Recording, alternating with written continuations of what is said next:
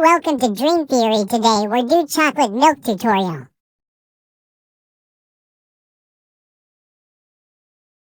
Play the intro.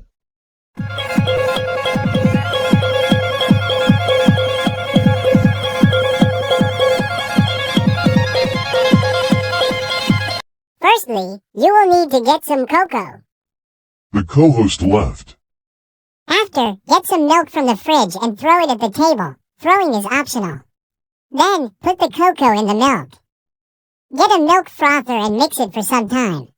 Enjoy your delicious chocolate milk. We upload one short every Thursday and a long-form video on the first day of every month. Subscribe and like if you found this video helpful. Thanks for watching our April Fool's special. We hope you can now make a delicious chocolate milk from our fantastic recipe. Yes, I know it's posted on the 2nd of April, or 3rd, depends which time zone you're in. Just ignore that. Anyways, bye.